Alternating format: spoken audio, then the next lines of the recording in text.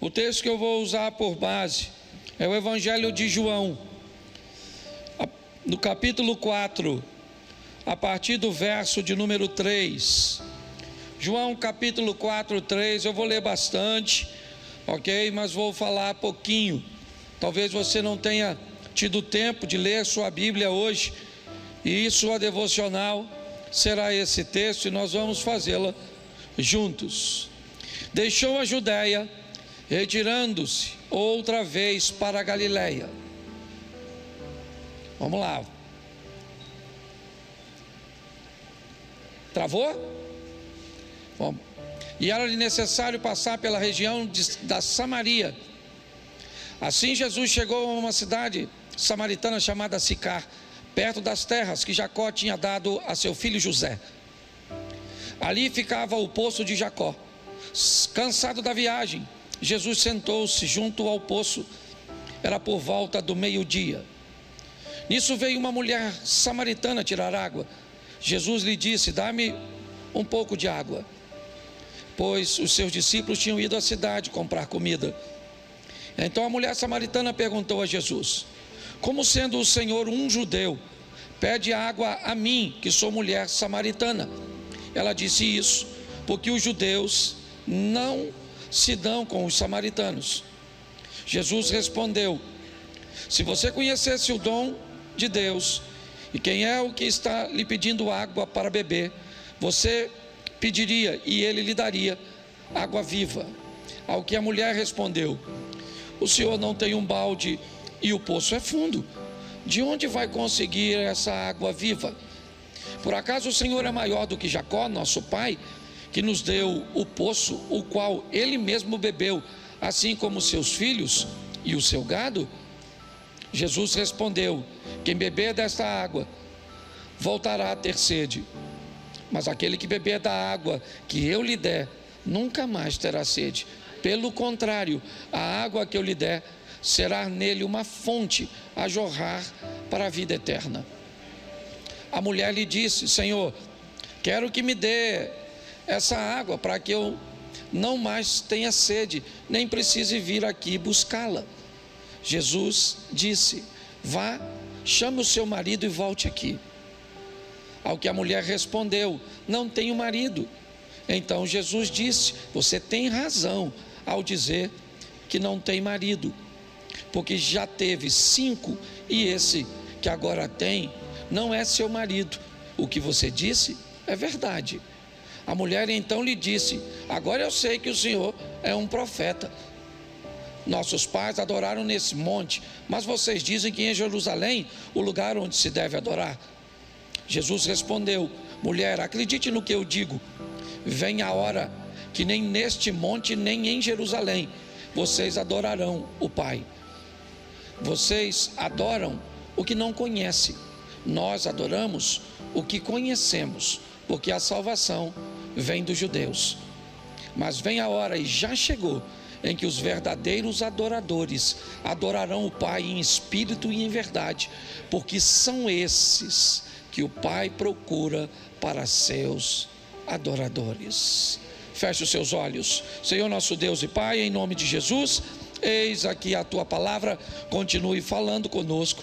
Usa-me como um canal de bênção nesta hora, pelo poder do nome de Jesus. Você pode dizer amém? Amém. Bom, mais uma vez Jesus está numa de suas caminhadas, numa de suas diligências, e agora passando em território hostil, um ambiente que não era frequentado pelos judeus, um ambiente dos samaritanos, certo? Apesar de serem, ou de terem a raiz na mesma família, havia um litígio bem desconfortável entre os judeus e os samaritanos.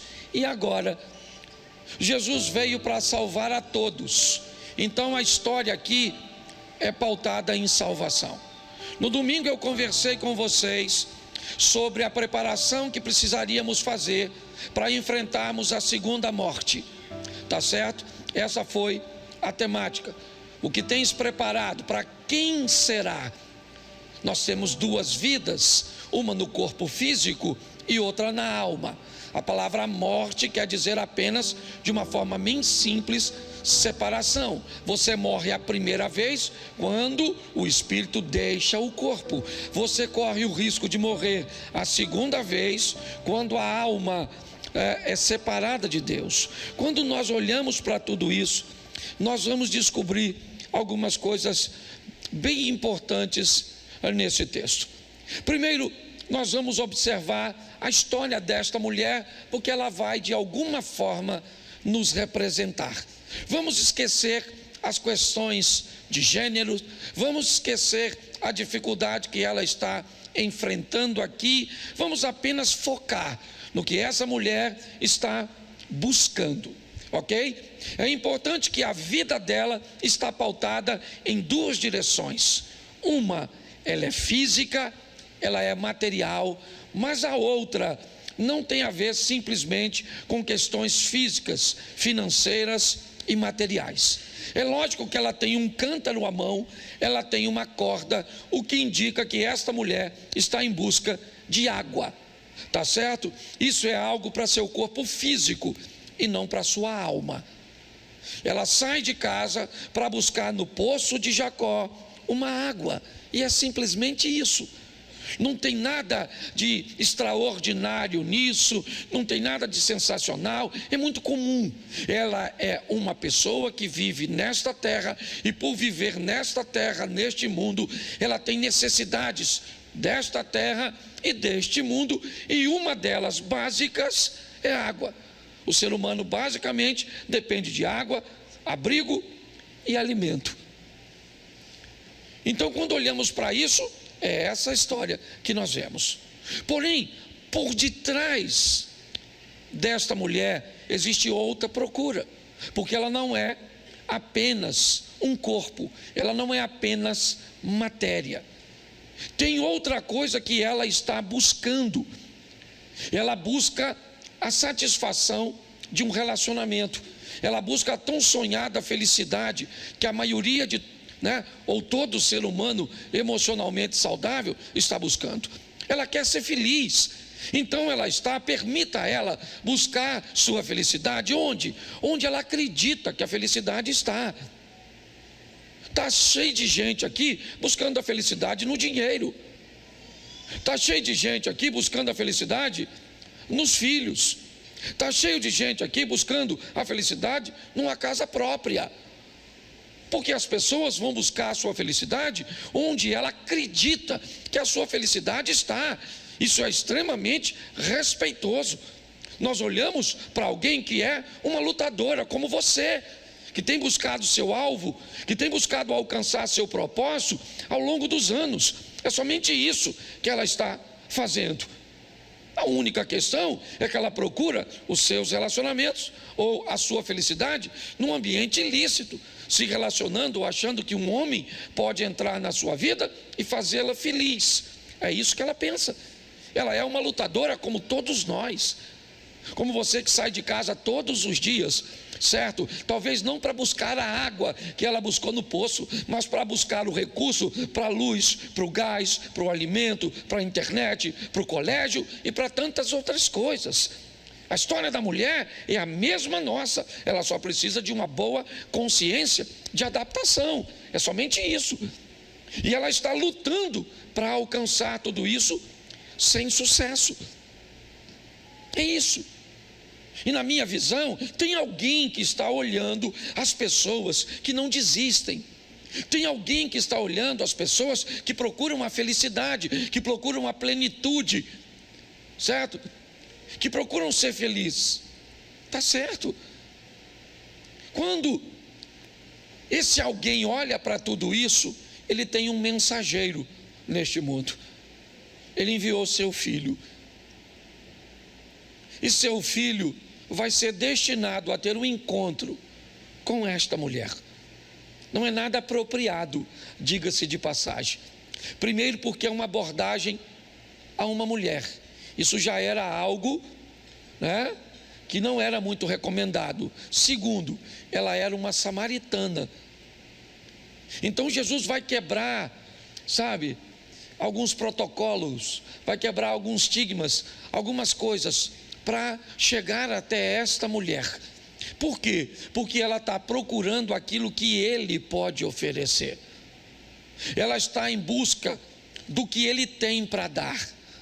A satisfação que ela busca nos relacionamentos e não encontra, ele pode oferecer a ela. E mais, ele pode dar a ela acesso à salvação. Preste atenção nesse encontro. Meio-dia, Jesus fica sozinho para encontrar a mulher. Seus 12 discípulos vão a Sicar, um pequeno lugarejo de Samaria, para comprar comida. Ele senta próximo do poço quando ela vem para tirar a água. É só isso que ela quer. É a água, tá certo? E essa outra parte da alma, de suas emoções, ela continua tentando resolver. Quando ela se aproxima do poço, Jesus a aborda, dando a ela uma vantagem extraordinária no diálogo. Jesus faz com que ela pense que ela está em vantagem. Quando Jesus diz que depende dela, ele põe ela em vantagem. Todas as vezes que você demonstra para outra pessoa que precisa dela, inevitavelmente essa pessoa se sente um pouco mais confortável. Então ele disse: você pode me dar de beber? E ela disse: como o Senhor, sendo judeu, me pede de beber a mim, que sou samaritana? Esse diálogo não deveria existir entre nós. E Jesus começa a conversar com ela e disse: mulher, se tu conheceras o dom de Deus e soubesse quem é o que te diz, dá-me de beber, você é que me pediria e eu te daria da água viva. Ela disse: o poço é fundo, moço, o senhor não tem com que tirar. És tu maior que o nosso pai Jacó, que bebeu ele mesmo deste poço, como também o seu gado? E Jesus volta a falar para ela: mulher, aquele que beber desta água tornará a ter sede. Note que ele está o tempo inteiro buscando falar com ela. Eu não estou conversando com você sobre coisas terrenas. Eu não estou conversando com você sobre a água do poço. Eu não estou falando sobre o seu corpo. Eu estou falando sobre sua alma. Eu vim aqui para dar a você aquilo que você está procurando e não consegue achar em lugar nenhum. Você está tentando buscar na bebida? Tenta buscar no sexo livre, tenta buscar na comida, tenta buscar no dinheiro, nas compras, tente buscar nas viagens, tente buscar na formação acadêmica, tente buscar na gestação, tente buscar no casamento, tente buscar na igreja sem achar Cristo. Tente procurar o que vai fazer a sua alma plena em lugares errados, e você vai terminar como esta mulher, uma errante. Alguém que, apesar de fazer tantas coisas, de lutar, está batalhando, certo? Como alguém que esmurra o vento. Mas agora ela está diante de alguém, de um homem, é verdade. E pela primeira vez ela está diante de um homem que não quer seu corpo, um homem que não quer prazer com ela, um homem que quer dar a ela o que ninguém pode dar, o que ninguém pode oferecer. Mas é difícil para ela entender isso. Todos os homens que ela encontrou na vida sempre quiseram tirar dela alguma coisa. É lógico que ela se fecha. É lógico que ela não consegue entender. Apesar dele ser um estrangeiro, apesar dele ser um judeu, ele também é um homem. E ela já deve estar bem traumatizadinha, certo? Com a postura dos homens. Mas Jesus começa a explicar a ela o que ele quer lhe oferecer. Diz: aquele que beber desta água tornará a ter sede, porém aquele que beber da água que eu lhe der nunca mais terá sede, porque a água que eu lhe der vai fazer dentro dele um manancial que vai jorrar. Ele está dizendo para ela: querida, sua dependência, ela acabou. Se eu entro na sua vida, eu sou o suficiente para te fazer feliz. Eu sou suficiente para dar a você o que ninguém. Não interessa o que te fizeram no passado, não interessa o quanto te feriram, o quanto te decepcionaram, o quanto te molestaram, o quanto te magoaram, o quanto te traíram, o quanto te humilharam, não interessa. Não existe ninguém que pode mudar o passado, mas existe alguém que pode mudar o futuro. E esse alguém é Cristo, numa parceria com você, porque se você não quiser, ele também não pode mudar. Então ele está mostrando isso para ela, mas é difícil. Onde o senhor tem desta água? Me dê um pouco aqui, certo? Note que a dona não consegue entender nada. Está Jesus falando de um mundo espiritual, emocional, e a mulher quer saber da água. Cadê a água? Cadê o cântaro? O senhor não tem corda, o senhor não tem isso, o senhor não tem aquilo. E eu gosto como ele aborda, porque ele foi altamente discreto, certo? Mas quando ele viu que não funcionava, ele queria salvar de qualquer jeito. Diz que quem não vai pelo amor, vai pela... E não vai com honra, vai com desonra. Ele falou: dona, vamos fazer o seguinte, não vou perder a senhora não, vai lá chamar seu marido. E ela pensou: vamos voltar para a água. Eu acho que estava mais, né? Vai lá e chama o seu marido. Ela falou: ai moço, posso falar a verdade para o senhor? Eu sou o quê? Solteira. Estou na pista. É isso aí, moço. Eu não tenho marido. Jesus falou: não tem não. Certo? Bom, a senhora não tem porque a senhora já teve 5. Eu imagino a face. Pensa, você encontra com um estranho, certo? Certo? Ele é um homem potencial, mesmo sendo estrangeiro, certo? Com mais trauma, a dona ainda não achou o homem da vida dela, está até dividindo com outra. Está no texto, não sou eu que estou falando não, tá certo? Aí Jesus: a senhora não tem, deixa eu explicar para a senhora, dona.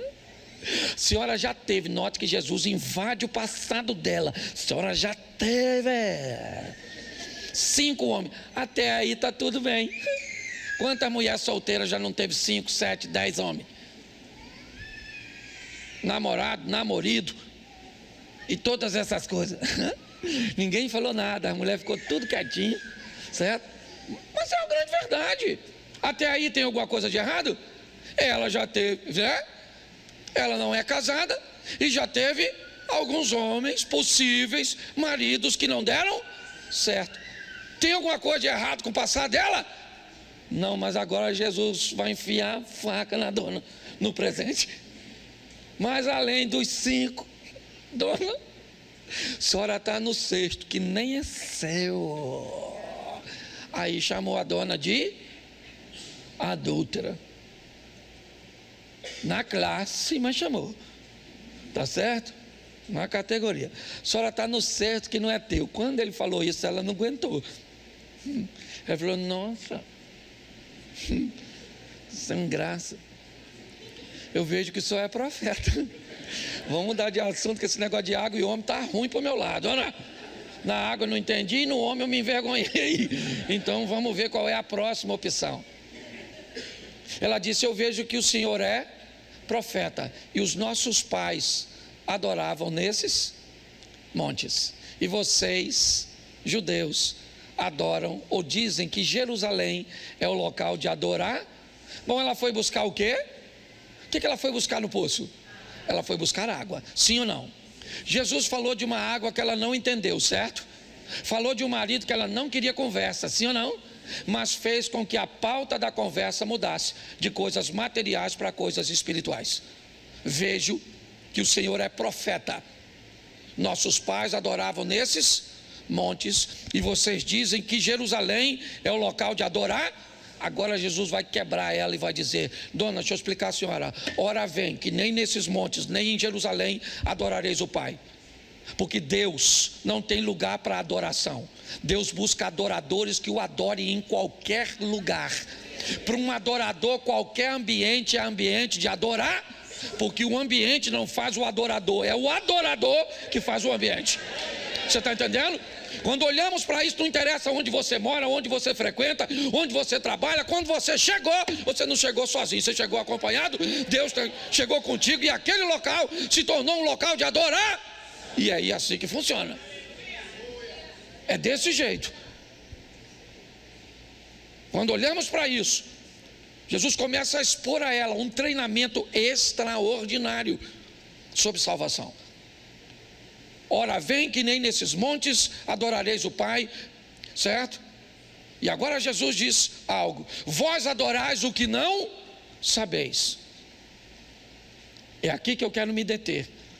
Eu vou terminar, mas volto aqui. Vocês adoram o que não conhecem. Vocês não sabem muitas coisas a respeito do assunto mais importante da vida de vocês, que é a salvação, que é ter um encontro para vencer a segunda morte. Vocês adoram sem conhecimento. Nós adoramos o que conhecemos, porque a salvação vem dos judeus.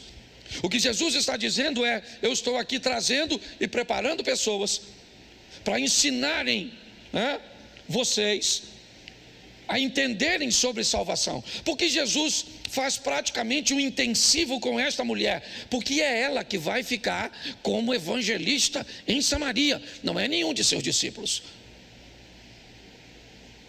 É por isso que Jesus fala com ela coisas que sequer conversou com os discípulos. Uma conversa dessa: ora vem que nem nesses montes, nem em Jerusalém adorareis o Pai. Talvez se essa frase fosse dita a Pedro, ele não teria reclamado de ter que ir conversar com Cornélio. Com Ananias, ele não teria restrições para ir até Paulo, certo? Essa é a grande verdade. Mas Jesus está falando com ela de conhecimento. Hoje nós temos que lidar como pastores com pessoas que passam dezenas, talvez centenas de horas por semana, escutando todo mundo, ouvindo todo mundo. É todo tipo de teologia, entendeu? É um apagão que vai vir. E estão cortando o cabo no ar, que todo mundo vai ficar. O pessoal chega na igreja, tudo. Que hora corta o cabo? Que hora? Sabe o que é isso? Eu aprendi uma coisa com o Padre Léo, falecido, Padre Léo da Missão Carismática, um dos maiores preletores que já ouvi na minha vida foi esse cara. E uma vez, certo, ouvindo uma palestra de Padre Léo, ele disse para mim, foi diretamente para mim ali, sabe, eu peguei aquilo para mim: nunca diga vou assistir televisão, diga eu vou assistir programas de televisão, e selecione o que você vai assistir. Quem assiste tudo acaba não sabendo nada. Então, se você tem acesso à internet, cuidado, porque às vezes combater a quantidade de coisas que você escuta é difícil. E o sistema, ele é inteligente. O Lula falou uma frase extraordinária. Cara, como o cara pode ter um nível de sabedoria? Sabe o que ele disse essa semana agora? Que o Brasil não precisa investir em inteligência artificial, porque já tem gente demais inteligente no Brasil. Cara, eu fiquei assim, eu achei até que era a Dilma. Eu fui ver de perto, porque eu achei fantástico, certo? A frase. Pare e pense numa coisa desse tipo. O que acontece? As pessoas estão escutando tudo, sem avaliar praticamente nada, e nós temos 4 horas, 6 horas por semana para lutar contra tudo isso que você está ouvindo o tempo inteiro. É pouco tempo para a gente. Eu já estou querendo fazer culto todo dia no projeto começar. Aí eu não sei mais se nós vamos ser crente ou vamos ser da igreja. Não é? Porque vem tanto na igreja que você nem mais é crente. Você é da igreja. É assim que funciona. Então Jesus começa a conversar com essa mulher, sabe?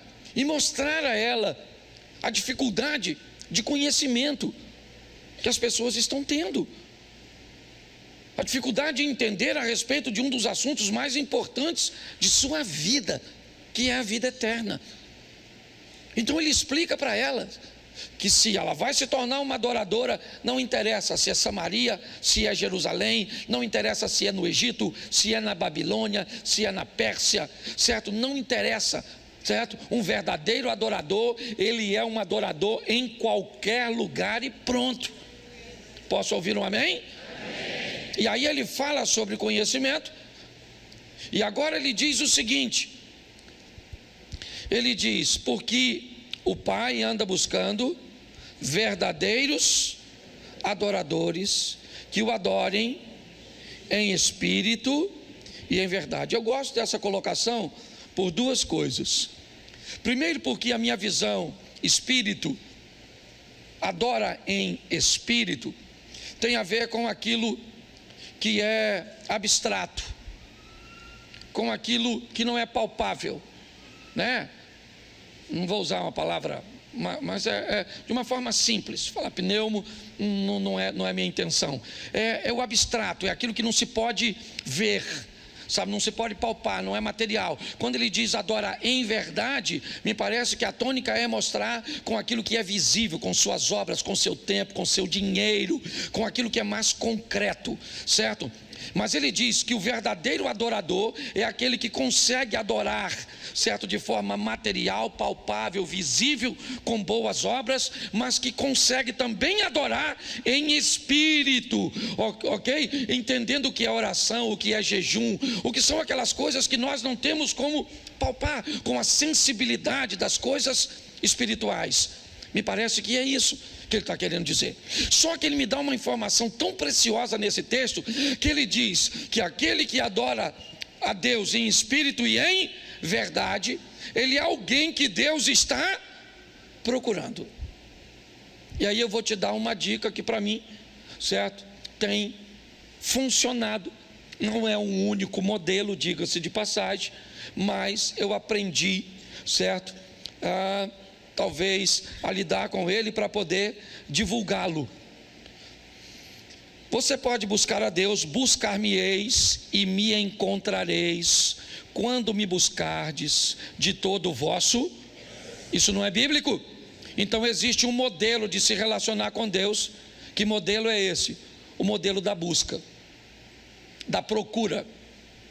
Me procure nas madrugadas, certo?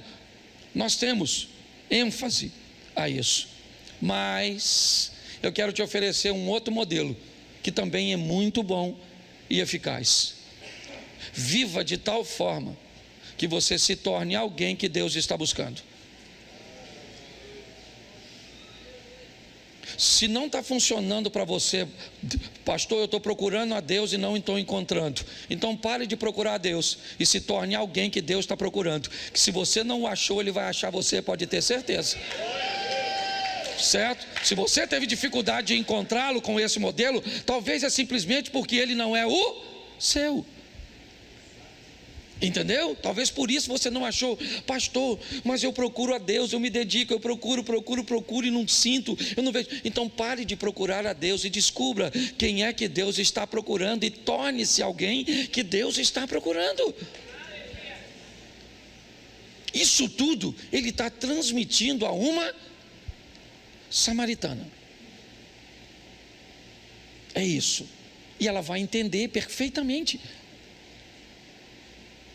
Quando Jesus termina de explicar isso, não é Samaria nem Jerusalém.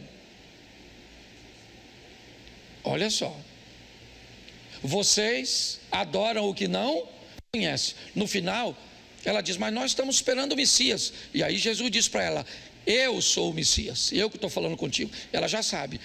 Depois que ela já sabe quem é o Messias, já sabe que um adorador não tem lugar para adorar, e já sabe que Deus está buscando adoradores que o adorem em espírito e em verdade, sabe o que ela fez com o cântaro d'água? O que ela fez? Largou na beira do poço e foi embora. Duas coisas essa mulher me indica. Primeiro, ela achou algo que não estava procurando, a água que Jesus Cristo oferecia. Segunda coisa que ela me diz, me espera que eu estou voltando.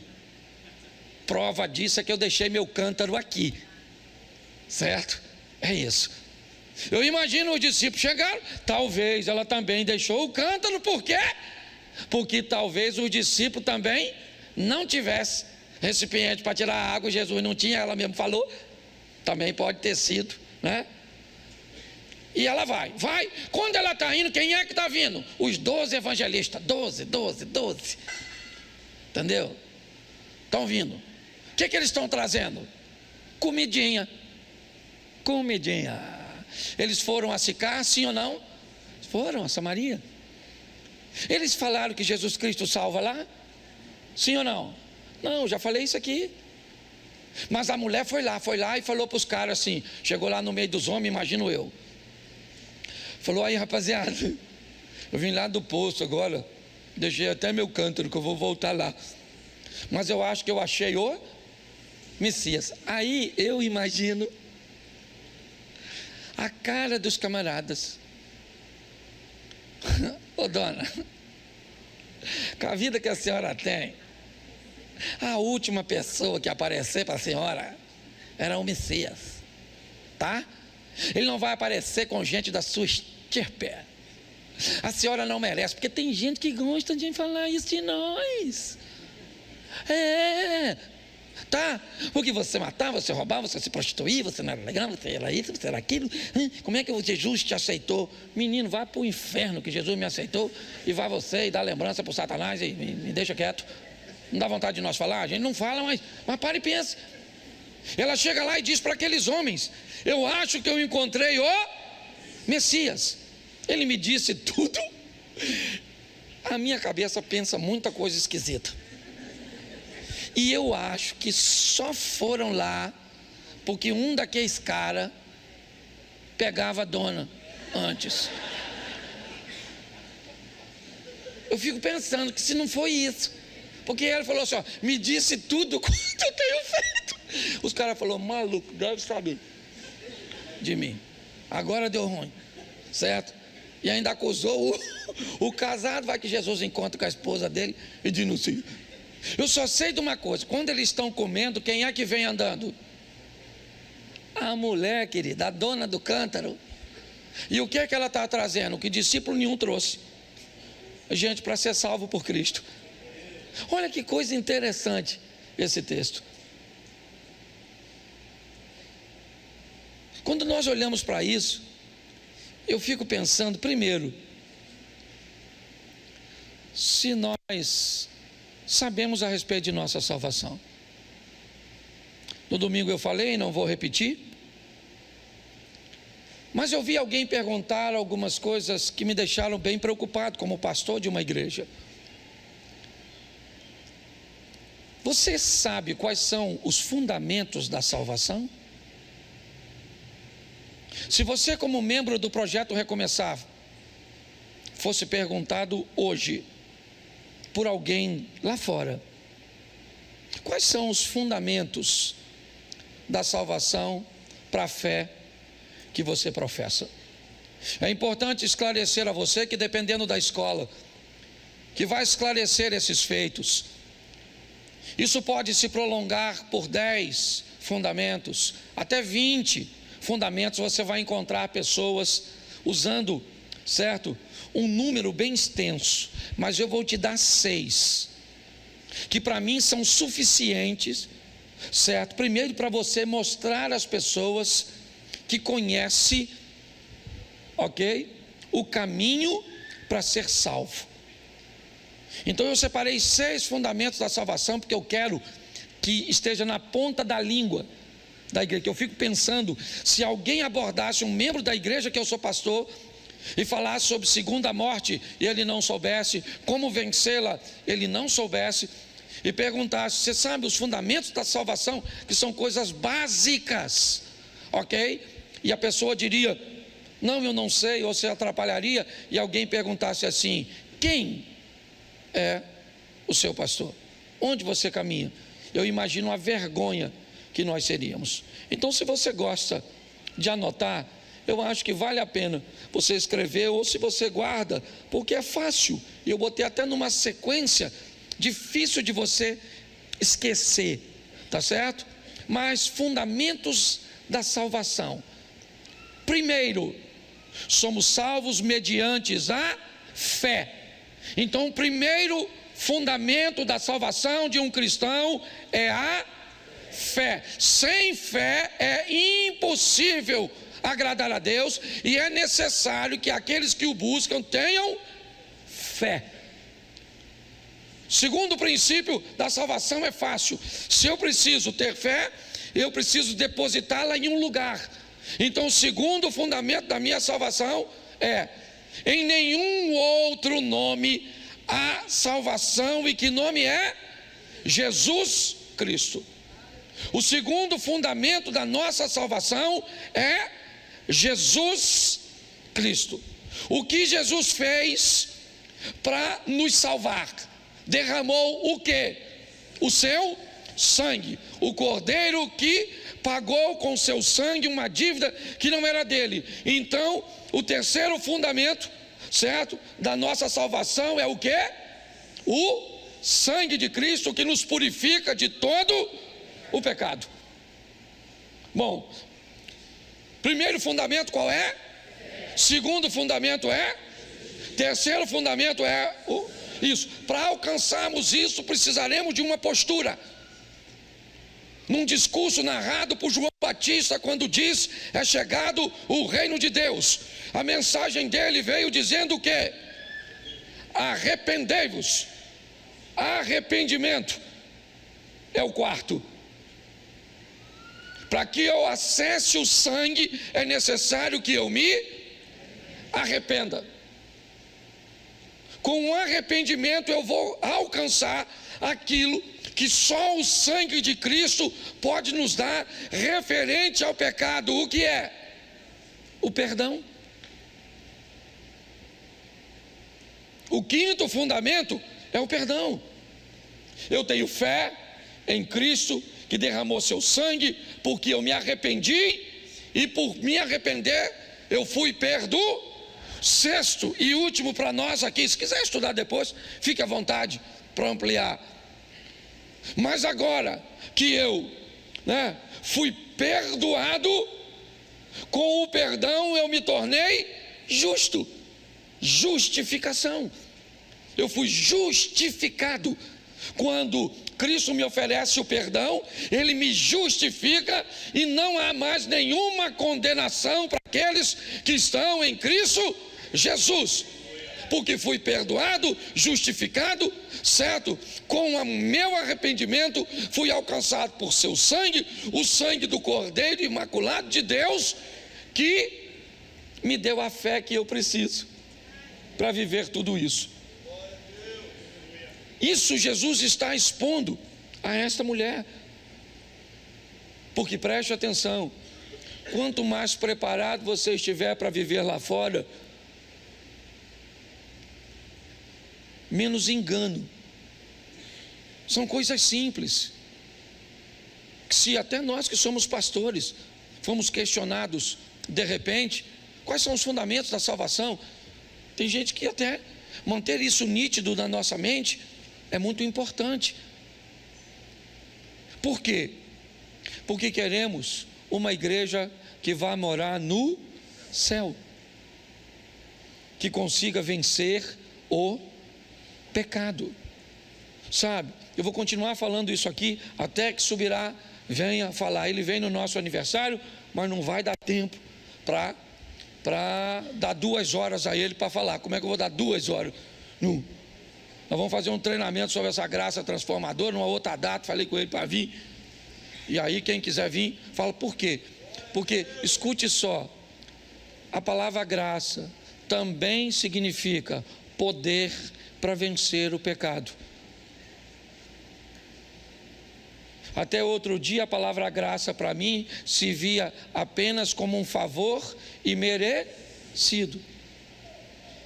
Mas aí eu descubro que, por isso que a Bíblia diz: conhecei e prossegui em conhecer ao Senhor.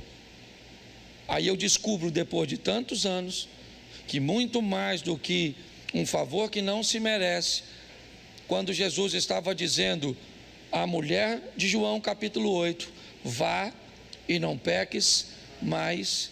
Ele estava falando sério. Quando ele diz ao ex-paralítico do tanque de Betesda, certo? Não peques mais para que não te suceda coisas piores. Não era uma linguagem figurada, era uma linguagem literal. A nossa comunhão com Deus, com o Espírito Santo, com a leitura bíblica, com a meditação, pode nos fortalecer a ponto de praticamente erradicarmos o pecado da nossa vida. Entendeu? Talvez chegarmos a um nível tão alto quanto chegou o apóstolo Paulo ou o rapazinho, o jovem rico. Jesus disse a ele: ainda lhe falta quantas coisas? Uma. O que eu preciso fazer para ser salvo? Jesus diz: conhece os mandamentos? Ele diz: conheço, não só conheço, como os pratico desde a minha mocidade. Jesus olhou e disse: mas ainda lhe falta uma coisa. Para o apóstolo Paulo, ele diz que só ficou um espinho na carne, o que indica que eu e você podemos erradicar a maior parte do nosso mau comportamento, do nosso vocabulário inadequado, dos nossos pensamentos, das nossas posturas, das nossas ações, mas só vamos fazer isso com o conhecimento, certo? Com o conhecimento que nos dá direito a tomarmos posse daquilo que foi liberado para nós. Posso ouvir um amém do projeto Recomeçar?